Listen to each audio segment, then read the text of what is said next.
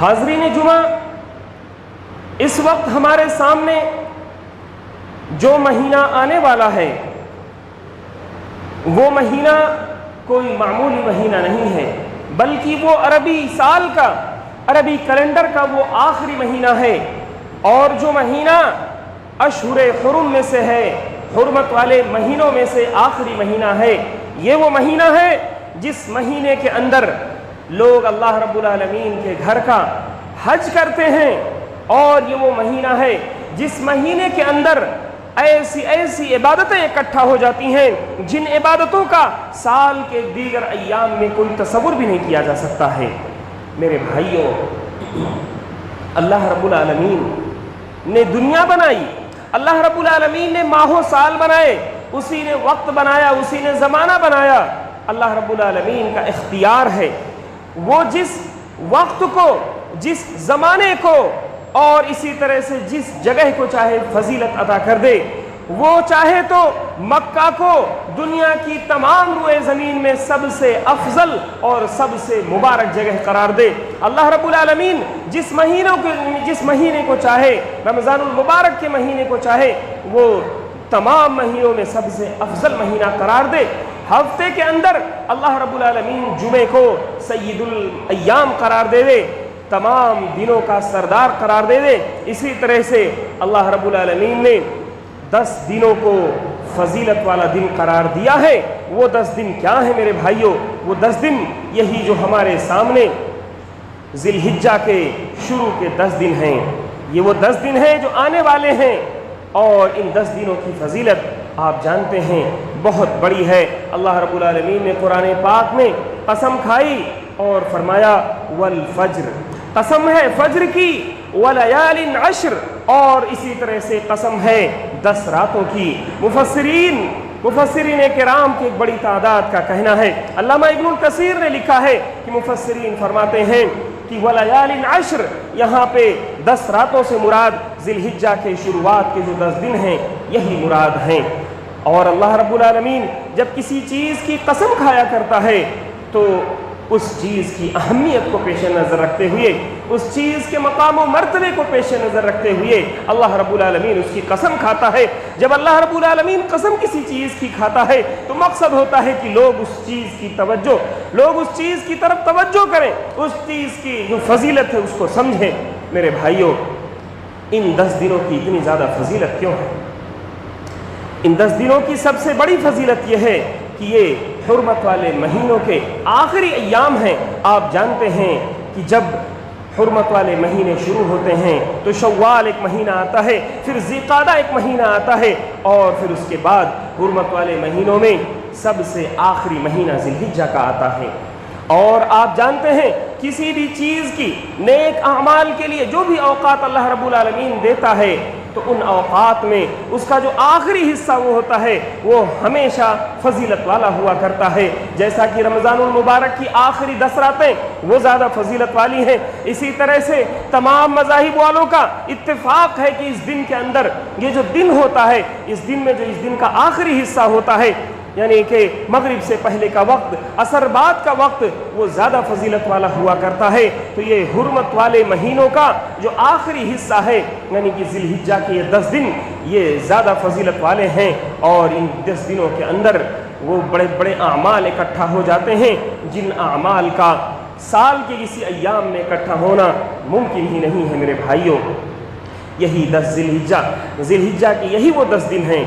جس کے اندر لوگ حج بیت اللہ کرتے ہیں۔ حج بیت اللہ اسلام کا 5واں اور اہم رکن، اسلام جن 5 چیزوں پر اسلام کی بنیاد رکھی گئی ہے، اسلام کی عمارت جن 5 چیزوں پر کھڑی ہے، ان میں سے 5واں اور اہم رکن وہ اللہ کے گھر بیت اللہ کا حج کرنا ہے، اور وہ حج بیت اللہ ممکن ہوتا ہے اسی مہینے میں، ذی الحجہ کے مہینے میں۔ اور میرے بھائیوں، اسی ذی الحجہ کی انہی شروعات کے 10 دنوں میں یوم عرفہ آتا ہے۔ وہ یوم عرفہ جس دن حجاج کرام عرفہ کے میدان میں اکٹھا ہوتے ہیں، پیارے نبی صلی اللہ علیہ وسلم نے فرمایا الحج عرفہ، کہ حج पूरा का पूरा अरफा का दिन हज है, यानी हज के बहुत सारे अरकान हैं, उनमें से सबसे अहम रुकन यौम अरफा के दिन 9 ज़िलहिज्जा को हाजियों का अरफा के मैदान में इकट्ठा होना, वहाँ पर अल्लाह रब्बुल आलमीन की इबादत करना, ये सबसे अहम रुकन है हज का। जिस आदमी से अरफा के मैदान का वकूफ़, अरफा के मैदान में जाकर के ठहरना फौत हो गया, उससे समझ लीजिए कि पूरा का पूरा हज फौत हो गया। मेरे भाइयों, ये जो 10 दिन हैं, इन 10 दिनों के अंदर बहुत सारे अमाल हैं, बहुत सारे अमाल हैं। इन्हीं में से एक अहम अमल कुर्बानी का अमल है, जो ज़िलहिज्जा की 10वीं तारीख़ हम कुर्बानी करते हैं। हम ईद की नमाज़ पढ़ते हैं, दुगाना अदा करते हैं, और दो रकात नमाज अदा करने के बाद हम जो कुर्बानी करते हैं, अल्लाह के रसूल सल्लल्लाहु अलैहि वसल्लम ने फरमाया यौमुन नहर, यानी कुर्बानी वाले दिन, 10 ज़िलहिज्जा के कुर्बानी वाले दिन अल्लाह रब्बुल आलमीन की बारगाह में खून बहाना कुर्बानी करने से ज़्यादा बढ़कर कोई और अमल नहीं है। आज हम लोग अपनी अपनी कुर्बानियों की तैयारी कर रहे हैं। हम में से बहुत सारे लोग ऐसे हैं जिनके पास इस्तिताअत नहीं है कुर्बानी की। अल्लाह के रसूल सल्लल्लाहु अलैहि वसल्लम की एक हदीस में आया, आप सल्लल्लाहु अलैहि वसल्लम ने फरमाया कि जो शख्स कुर्बानी ना कर सकता हो तो चाहिए कि फिर भी वो अपने बाल और नाखून ज़िलहिज्जा के 10 दिनों तक छोड़ कर रखे, और जब 10वीं ज़िलहिज्जा हो, जब कुर्बानी का दिन आए, तो वो फिर अपने बाल और नाखून तरशवा ले। अल्लाह रब्बुल आलमीन उसे कुर्बानी का अज्र सवाब देगा। मेरे भाइयों, हम में से कितने लोग ऐसे हैं जो कुर्बानी की इस्तिताअत होने के बावजूद, कुर्बानी की ताकत रखने के बावजूद वो कुर्बानी नहीं करते हैं। अल्लाह के रसूल सल्लल्लाहु अलैहि वसल्लम ने ऐसे लोगों के बारे में फरमाया कि मन वजद सअतन लिअन युदहिया फलम युदहि फला यक़रबन्ना मुसल्लाना, कि हम में से जो शख्स कुर्बानी की वसाअत रखता है, कुर्बानी की गुंजाइश उसके पास है, उसकी कुर्बानी की इस्तिताअत है, और उसके बावजूद वो कुर्बानी नहीं करता है, तो ऐसे शख्स को हमारी ईदगाहों के करीब नहीं आना चाहिए, हमारी ईदगाहों में हाजिर नहीं होना चाहिए। मेरे भाइयों, ये कुर्बानी का वो अमल है जिसके बारे में अल्लाह रब्बुल आलमीन फरमाता है इन्ना अअतैनाकल कौसर फसल्लि लिरब्बिका वन्हर, हमने आपको खैर कसीर अता किया है, लिहाजा आप अपने रब के लिए नमाज पढ़ें और कुर्बानी करें। अल्लाह रब्बुल आलमीन का हुक्म है, तो हम में से जो शख्स कुर्बानी की वसाअत और कुर्बानी की इस्तिताअत रखता हो तो उसे कुर्बानी ज़रूर करनी चाहिए। मेरे भाइयों, हम में से जो लोग कुर्बानी का इरादा रखते हों, एक घर का वो आदमी जो घर का जिम्मेदार है और जो कुर्बानी करने वाला है, कुर्बानी का इरादा रखता है, तो चाहिए कि जब चाँद निकल जाए, ज़िलहिज्जा महीने का चाँद, आज हो सकता है चाँद नमूदार हो जाए या कल हो सकता है चाँद निकले, तो चाँद निकलने के बाद उसे अपने बाल और नाखून छोड़ देने चाहिए। अल्लाह के रसूल सल्लल्लाहु अलैहि वसल्लम ने फरमाया मन अरादा अन युदहिया फला यअखुज़ मिन शअरिही व मिन बशरिही शैआ, जो भी शख्स कुर्बानी का इरादा रखता है तो चाहिए कि जब ज़िलहिज्जा का महीना शुरू हो जाए तो वो अपने बाल और अपने नाखून में से कुछ भी ना ले, अपने बाल और नाखून को ना कटाए। आखिर इसकी क्या हिकमत है मेरे भाइयों? सबसे बड़ी हिकमत है कि यह अल्लाह और उसके रसूल का हुक्म है, हमें यह हुक्म बजा लेना चाहिए। अल्लाह और उसके रसूल ने हुक्म दिया, हमें यह हुक्म बजा लेना चाहिए। दूसरी हिकमत यह है मेरे भाइयों, उलमाए किराम ने जिक्र किया है कि जब ज़िलहिज्जा के शुरुआती 10 दिनों के अंदर लोग मक्का मुकर्रमा में हज बैतुल्लाह कर रहे होते हैं, लोग यौम तरबिया के दिन मिना में पहुंचते हैं और 9 ज़िलहिज्जा को अरफात के मैदान में जाते हैं। लोग जो है इहराम में होते हैं, और जब एक हाजी इहराम में होता है तो हालत इहराम में उसके लिए जायज़ नहीं होता है कि वो अपने बाल में से कुछ हिस्सा काटे, वो अपने नाखून का कुछ हिस्सा तरशवाए। वो मैले कुचैले हालत में अल्लाह रब्बुल आलमीन की बारगाह में हाजिर होते हैं। लिहाजा हमें भी चाहिए कि हम अगर मक्का मुकर्रमा नहीं पहुंच सके हैं तो हम उनके साथ यकसानियत, उनके साथ यगानगत اور ان کے ساتھ مشابہت اور مماثلت دکھاتے ہوئے ہم بھی اپنے بالوں کو اپنے ناخنوں کو چھوڑ کے رکھیں تاکہ ہمارے اندر بھی ان کے لیے کچھ مماثلت ہو جائے، ان کے لیے کچھ مشابہت ہو جائے۔ یہ علماء کرام نے یہ حکمت ذکر کی ہے میرے بھائیوں۔ تو ذی الحجہ کے 10 دنوں کی جو فضیلت ہے وہ اتنے بڑے بڑے اعمال کے اکٹھا ہو جانے کی وجہ سے ہے، بلکہ حافظ ابن حجر رحمہ اللہ نے فرمایا کہ اعمال کے جو بڑے بڑے اعمال کی جن کو کہا جا سکتا ہے کہ وہ نیک اعمال کی جڑ ہیں، وہ ان کو امہات العباد کہا جاتا ہے۔ امہات العبادات یعنی عبادتوں کی جڑ ہیں، جیسے کہ نماز پڑھنا، جیسے کہ روزہ رکھنا۔ یہ روزہ رکھنا یہ اتنی اہم عبادت ہے کہ اللہ کے رسول صلی اللہ علیہ وسلم کے بارے میں آیا کہ آپ ذی الحجہ کے شروعاتی عشرے میں آپ صلی اللہ علیہ وسلم روزہ رکھا کرتے تھے، اور ذی الحجہ کی 9ویں تاریخ جب عرفہ کا دن ہوتا ہے، اس دن کے روزے کی فضیلت آپ صلی اللہ علیہ وسلم نے فرمائی یہ احتسب علی اللہ ان یکفر السنۃ التي قبلہ والتي بعدہ، کہ مجھے اللہ رب العالمین سے قوی امید ہے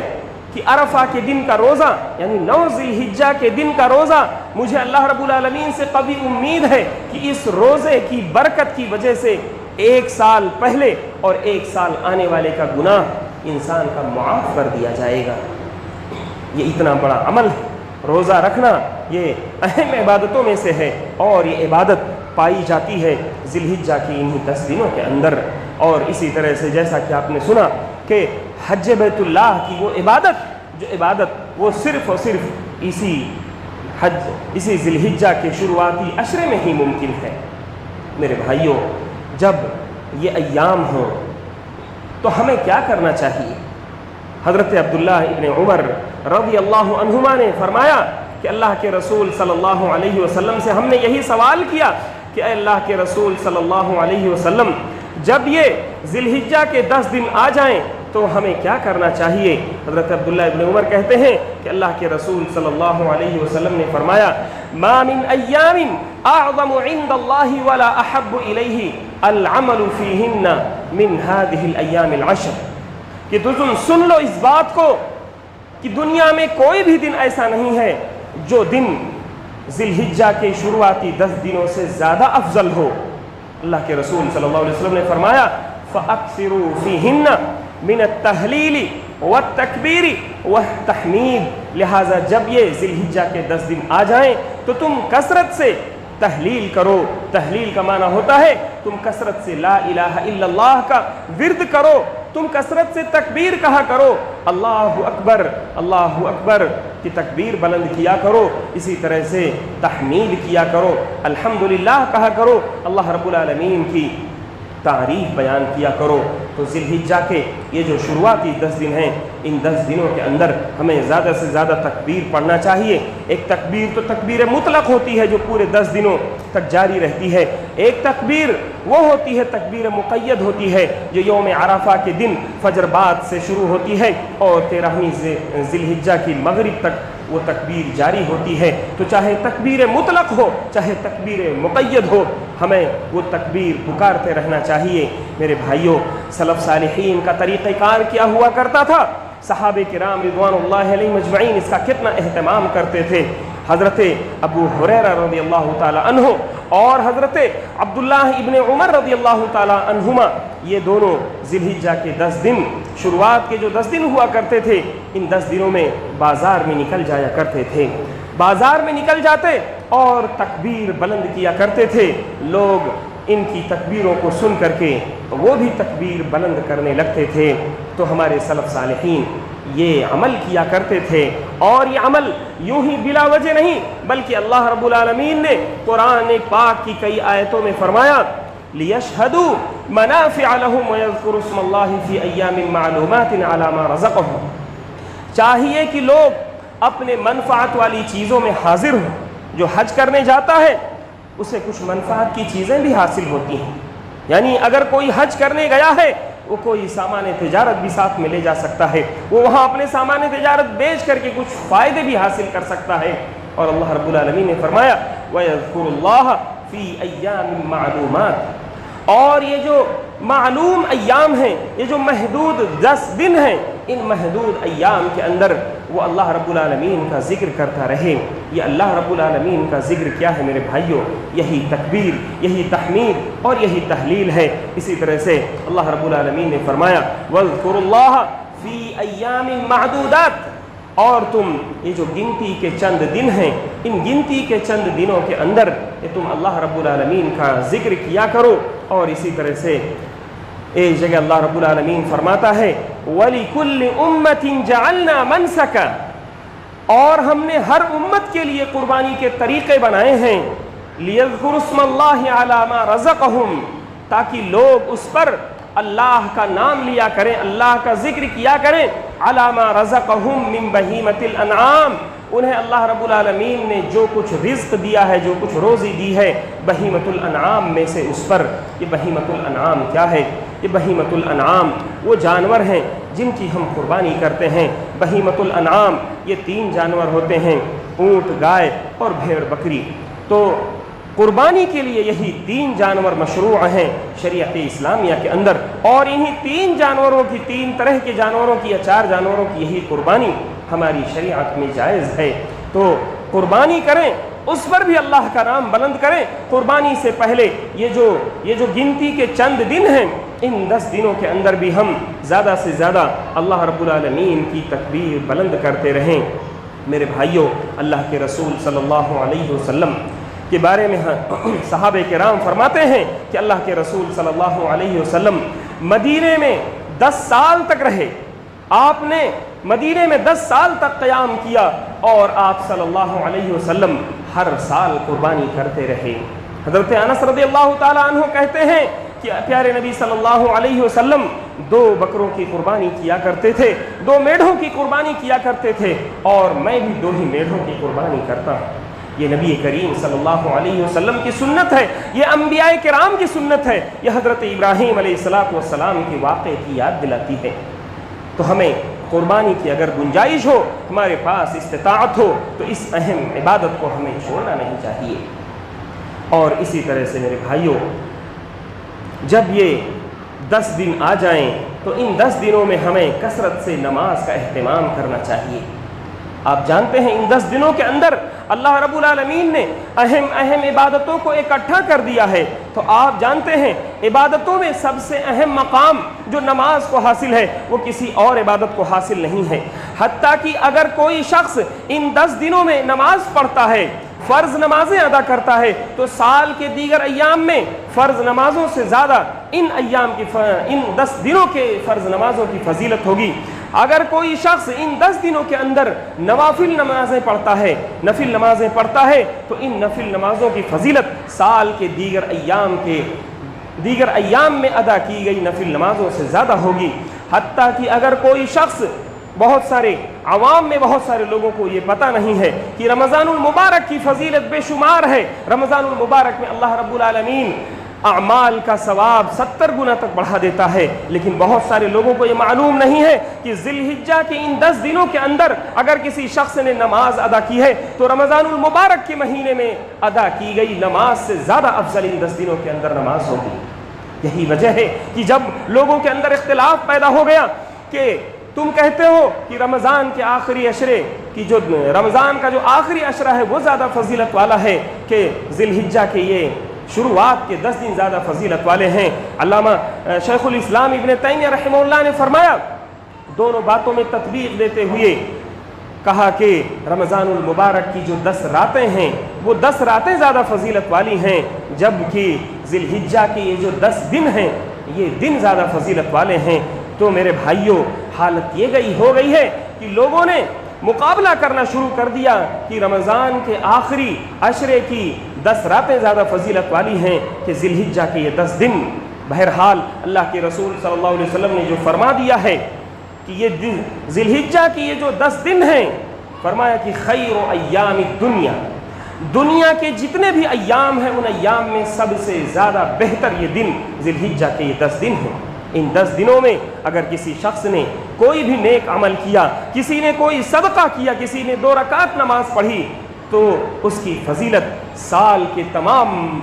دنوں کے مقابلے میں زیادہ ہوگی۔ اس چیز کا ہمیں دھیان رکھنا چاہیے۔ اور بالخصوص اگر کوئی شخص اپنی نمازوں میں سستی کیا کرتا تھا، اپنی نمازوں کو ادا تو کرتا تھا لیکن وقت بے وقت ادا کیا کرتا تھا، اگر کوئی شخص اپنی نمازوں میں مسبوق رہا کرتا تھا، پیچھے آیا کرتا تھا، تیسری چوتھی رکعت میں پہنچتا تھا، تو اس کے لیے یہ موقع ہے، یہ اللہ رب العالمین نے ایک سنہرا موقع عطا کیا ہے کہ وہ ان 10 دنوں میں اپنی نمازوں میں اول وقت میں آ کر اور اسی طرح سے تکبیر اولیٰ کے ساتھ نماز ادا کرنے کی کوشش کرنی چاہیے۔ میرے بھائیوں، وقت ختم ہو رہا ہے، اللہ رب العالمین سے دعا ہے کہ مولا ان 10 دنوں کی فضیلت کو ہمیں سمجھنے کی توفیق عطا فرمائے۔ ان 10 دنوں کے اندر جو اللہ رب العالمین نے فضیلتیں رکھی ہیں، ان فضیلتوں کو جاننے کی، سمجھنے کی اللہ رب العالمین ہمیں توفیق عطا فرمائے۔ اے اللہ رب العالمین، آنے والے اس سال قربانی کی عید کو تو ہمارے لیے بابرکت عید بنائے۔ ذی الحجہ کے اس مہینے میں جو لوگ حج بیت اللہ کے لیے گئے ہوئے ہیں، اے اللہ رب العالمین تو ان کے حج کو قبول فرمائے، اور اسی طرح سے اللہ رب العالمین ہم میں سے جو لوگ نہیں جا سکے ہیں انہیں تو آنے والے دنوں میں حج بیت اللہ کی توفیق عطا فرمائے، اور اسی طرح سے ہم میں سے جو لوگ نادار ہیں، مفلوق الحال ہیں، اے اللہ رب العالمین تو انہیں بھی قربانی کی استطاعت عطا فرمائے۔ اے اللہ رب العالمین تو انہیں حج و عمرے کی استطاعت عطا فرمائے۔ اے اللہ رب العالمین ہم میں سے جو مسلمان دنیا کے کسی بھی خطے میں پریشان حال ہیں، اے اللہ تو ان کی پریشانی کو دور فرما دے۔ اے اللہ رب العالمین ہم میں سے جو لوگ قرض دار ہیں ان کی قرض کی ادائیگی کا تو بہترین انتظام فرما دے۔ اے اللہ رب العالمین ہم میں سے جو لوگ اس دنیا سے جا چکے ہیں تو ان کی قبروں کو نور سے بھر دے۔ اے اللہ رب العالمین ہم میں سے جو لوگ مریض ہیں، جو لوگ بیمار ہیں، انہیں تو شفائے کامل و عاجل عطا فرما دے۔ اے اللہ رب العالمین تو جب تک ہمیں اس دنیا میں رکھ، ایمان و اسلام پر رکھ، اور جب ہمارا خاتمہ ہو تو ایمان پر ہو۔ اقول قولی ھذا واستغفر اللہ لی ولکم ولسائر المسلمین فاستغفروہ من کل ذنب انہ هو الغفور الرحیم۔